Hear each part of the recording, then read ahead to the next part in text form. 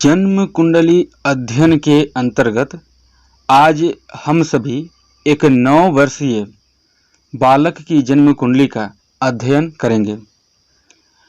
वैसे इस बालक के कोई खास प्रश्न नहीं है और बाकी कोई प्रश्न हो भी तो केवल एक प्रश्न पर ही इनके बाकी जिंदगी का सारे प्रश्न आकर के रुक जाता है। तो पूछिएगा कि वो कैसे? तो ये आप कुंडली सामान्य से भी देख रहे हैं। माता पिता का कहना है कि बालक जब जन्म लिया था तो 1-2 वर्ष तक 3 वर्ष तक लगभग जो भी बोलना चाहिए था बालक को वो बोलता था। उसके बाद कुछ ऐसी घटना घटी जिसके बाद ये बालक न तो कुछ बोलता है न कुछ कह पाता है। ये बालक जब बोल ही नहीं पाता है, कुछ वो इशारा ही नहीं कर पाता है, तो बाकी के प्रश्न का यहाँ पर कोई महत्व नहीं है, क्योंकि ज्योतिष देश काल और परिस्थिति का विषय है। परिस्थिति इस बालक का ऐसा है, ये अपनी किसी भी बात को किसी के साथ शेयर नहीं कर सकता। कई डॉक्टरों के पास दिखा लिया गया है, कितने पैसे खर्च कर दिए गए हैं, किंतु फिर भी इसका कोई सटीक उपाय या जो भी इसका उपाय होना चाहिए अभी तक इसका कोई समाधान नहीं हो पाया है। कुंडली में इस प्रश्न का समाधान हम लोग ढूंढेंगे। आइए सबसे पहले हम लोग इस कुंडली का अध्ययन करते हैं। देखिए, ये 3 नंबर से यह जन्म कुंडली शुरू हो रही है। 3 नंबर का अर्थ है मिथुन राशि। चूंकि मिथुन राशि लग्न में आ गई, इसलिए यह मिथुन लग्न की जन्म कुंडली बनी। सबसे पहले हम देखेंगे लग्नेश को कि लग्नेश कितना पावरफुल है, लग्नेश किस स्थिति में है। लग्नेश ये तय करेगा कि व्यक्ति का जीवन कैसा होगा, तो उसका जीवन संघर्षपूर्ण रहेगा या सुखमय रहेगा, ये लग्नेश तय करता है। लग्न भाव का स्वामी और सुख भाव का स्वामी लग्नेश और सुखेश, इन 2 भावों के स्वामी बनते हैं बुध। वो नीच का होकर कहाँ पर बैठे हैं? 10वें भाव में। मीन राशि में बुध नीच का होते हैं, तो यहाँ पर बुध परम नीच के हो गए, क्योंकि 15 डिग्री तक वो ऑलरेडी नीच के ही हैं। अगर वो नीच अंश से बाहर होते तो बात अलग थी, लेकिन वो नीच अंश में ही हैं, तो यहाँ पर बुध हो गए लग्नेश नीच का। अब बाकी के ग्रहों को विचार करते हैं, तो सबसे पहले हम देखेंगे इसके दूसरे भाव को। जो प्रश्न है उसका मूल भाव है दूसरा भाव ही, जहां से वाणी के लिए विचार किया जाता है। देखिए, दूसरे भाव में कर्क राशि है, इसके स्वामी बनते हैं चंद्रमा। वो कहाँ चले गए? 12वें भाव में, हानि के भाव में, यानी धन स्थान का स्वामी 12वें स्थान में गया, तो धन का हानि का भी योग बनाता है। तो स्वाभाविक सी बात है कि ऐसी समस्या हो तो धन तो हानि होगा ही।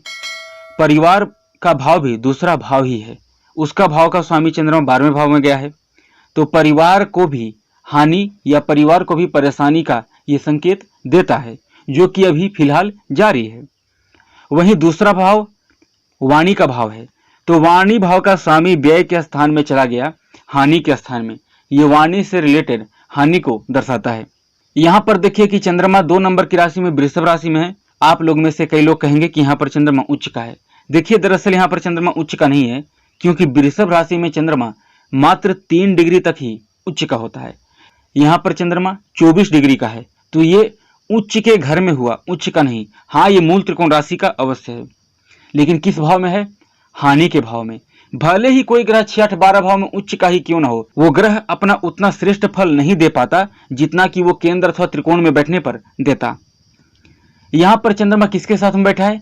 केतु के साथ में और शुक्र के साथ में। यहाँ पर शुक्र अपनी साधारण राशि वृषभ राशि में बैठे हैं 23 डिग्री का, और केतु यहाँ पर बैठा है 12 डिग्री के साथ। तो केतु और चंद्रमा की युति से बन गया ग्रहण योग, केतु और शुक्र की युति से बन गया अभूत्वक योग। अब देखते हैं वाणी भाव पर ग्रहों की दृष्टि। तो देखिए, वाणी भाव पर शनि की 10वीं दृष्टि है और राहु की 9वीं दृष्टि है। राहु अकेला प्रभाव नहीं दे रहा है। देखिए कि मंगल की चतुर्थ दृष्टि राहु पर है, तो राहु केवल अपना प्रभाव नहीं देगा, वो मंगल का भी प्रभाव लेकर के दूसरे भाव पर दृष्टि देगा, तो ये ज्यादा पीड़ित किया दूसरे भाव को। तो दूसरा भाव का स्वामी यानी भाव और भावेश तो पीड़ित हो गए। अब आते हैं वाणी के कारक बुध पर। तो बुध चूंकि लग्नेश और सुखेश होकर ऑलरेडी नीच का हो रखा है, उस पर भी राहु की 5वीं दृष्टि और मंगल की 8वीं दृष्टि है, यानी ये बुध मंगल और राहु के साथ प्रभाव में है। हमने वाणी का कारक को देख लिया, वाणी भाव के स्वामी को देख लिया, वाणी भाव को देख लिया। अब बचती है दूसरे भाव के कारक को। तो दूसरा भाव का कारक ग्रह है बृहस्पति। वो देखिए एकादश भाव में 24 डिग्री का बैठा है, लेकिन मित्र की राशि में, किंतु इस पर भी शनि की सप्तम दृष्टि है। यहां पर देखें तो शनि और बृहस्पति में दृष्टि संबंध है। सूर्य और मंगल का परिवर्तन है, सूर्य यहां पर उच्च का है, यहां पर बृहस्पति अस्त नहीं है। तो फिर भी बृहस्पति के अंदर शनि का प्रभाव और शनि के अंदर बृहस्पति का प्रभाव, बृहस्पति बैठा भी तो सूर्य जैसे क्रूर ग्रह के साथ बैठा, तो कहीं न कहीं क्रूरत्व जरूर बृहस्पति के अंदर आ जाएगा। बृहस्पति उतने ज्यादा सुप्रभाव में नहीं हुए जितना कि होने चाहिए, और बृहस्पति की केंद्रीय प्रभाव जरूर अपने उच्च राशि कर्क राशि पर पड़ रही है, लेकिन बृहस्पति की जो पूर्ण दृष्टि है वो नहीं पड़ पा रही है द्वितीय भाव पर, तो ये भी एक निगेटिव कारण बना। अब यहाँ पर ग्रहों का आकलन हम करें तो शनि इस लग्न की कुंडली के लिए वर्गोत्तम है। शनि जो पंचम भाव में बैठे हैं, तुला राशि का शनि यहाँ पर वक्री होकर बैठे हैं, और वक्र शनि की दृष्टि बहुत ज्यादा समस्या खड़ा करती है। शनि यदि कुंडली में वक्री हो और दृष्टि दे रहा हो जिस भाव पर, उस भाव से संबंधित परेशानी व्यक्ति के जीवन में अवश्य उत्पन्न होता है। यहाँ पर शनि देखिए कि नवांश कुंडली में भी उच्च का है। नवांश कुंडली भी आप लोगों को दिखाऊंगा। ये देखिए मीन लग्न की इनकी नवांश कुंडली बनती है।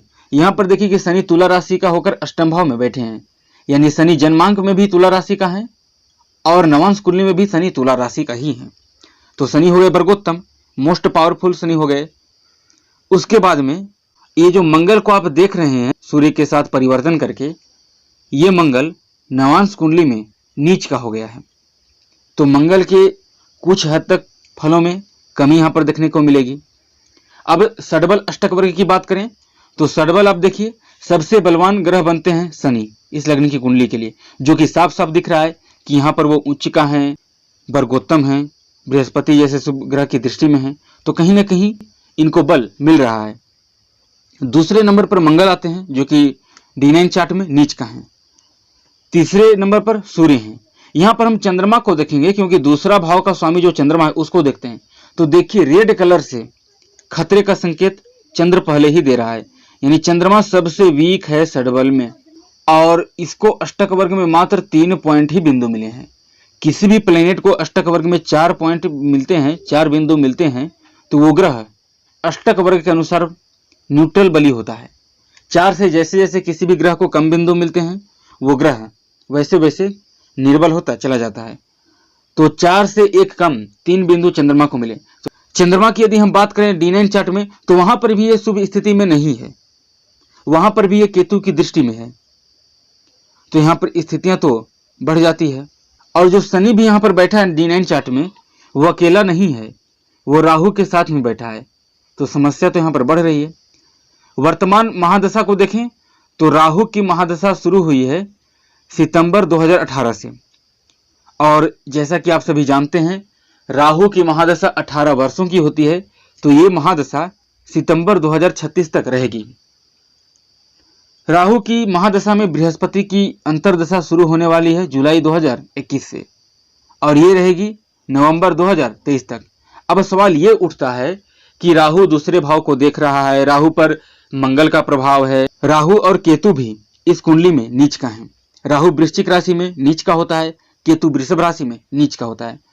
तो यहाँ पर नीच के राहु की दशा, कई लोग कहेंगे कि राहु छठे भाव में हो तो अत्यंत शुभ फल प्रदान करता है।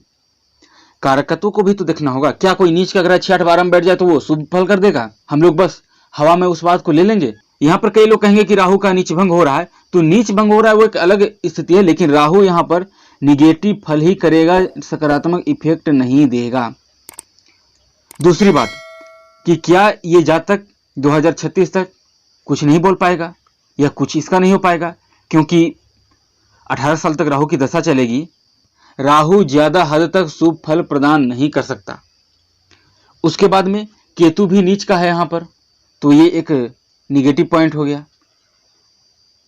जब राहु की दशा में बृहस्पति का अंतर्दशा इसको लगेगी जुलाई 2021 से, कहीं ना कहीं कुछ ना कुछ ऐसे रास्ते जरूर दिखेंगे जहां से कुछ प्लस पॉइंट इनके जीवन में आ सके, कुछ पॉजिटिव घटनाएं इनके साथ घटेगी, क्योंकि बृहस्पति का अंतर आएगा।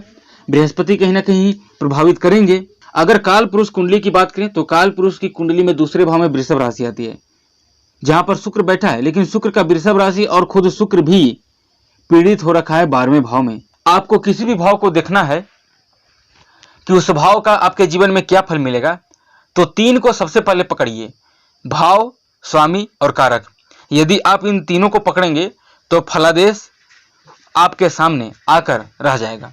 उस भाव का व्यक्ति के जीवन में क्या फल होगा, डायरेक्ट इसमें आपको रिजल्ट मिल जाएंगे। और उपाय के तौर पर किन्हीं ने इन्हें पन्ना रत्न पहना दिया था, जो कि सरासरी निगेटिव है। ठीक है, वो लग्नेश है, एक अलग स्थिति है, लेकिन वो नीच का है, तो अपना नीचत्व प्रभाव ही वो ज्यादा देगा ना। ऐसा नहीं कि लग्नेश होकर 10वें भाव में बैठा तो दसम के कार्य को प्रभावित करेगा, 10वें में प्रसिद्धि दिलाएगा, ऐसा नहीं है, क्योंकि यहाँ पर वो नीच का है। तो अपने नीचत्व के कारण 10वें भाव के फल को खराब करने का ही काम करेगा। जेमस्टोन के तौर पर सबसे पहले मोती और दूसरे नंबर पर पुखराज। इस जातक को धारण करवाने पर कुछ हद तक सकारात्मक रिजल्ट देखने को मिलेंगे। और बाकी कुछ उपाय मेरे हिसाब से, इस ग्रह को देखा जाए तो इस कुंडली में दूसरे भाव का स्वामी चंद्रमा, दूसरे का कारक बृहस्पति और काल पुरुष की कुंडली में दूसरे भाव का स्वामी जो शुक्र है, इन सभी ग्रहों को पीड़ित कर रहे हैं सूर्य, मंगल, शनि, राहु और केतु। ये 5 क्रूर और पापी ग्रह। सूर्य बृहस्पति के कुछ शुभ प्रभाव में कमी करने का काम कर रहा है, शनि भी कम करने का काम कर रहा है, राहु की दृष्टि दूसरे भाव पर है, राहु पर मंगल की दृष्टि है, चंद्रमा खुद केतु के साथ में है, केतु ऑलरेडी नीच का है, शुक्र के साथ में और उस पर राहु की दृष्टि है। तो कहीं ना कहीं दूसरे भाव पर क्रूर और पापी ग्रह का प्रभाव ज्यादा देखने को मिल रहा है। यदि इन 5 पापी ग्रहों की शांति कराई जाए तब कुछ सकारात्मक रिजल्ट देखने को मिल सकते हैं। उपाय के तौर पर तो वर्तमान में यही है। बृहस्पति आएगा तो कुछ ना कुछ 10%, 20%, 30% ही, लेकिन कुछ ना कुछ पॉजिटिव रिजल्ट जरूर देगा। ऐसा तो नहीं है कि अब डायरेक्ट वो पूर्ण रूपेण अच्छा ही रिजल्ट कर देगा, लेकिन कुछ ना कुछ वो सकारात्मक रिजल्ट जरूर देगा। ठीक है, फिर मिलते हैं किसी अन्य वीडियो में।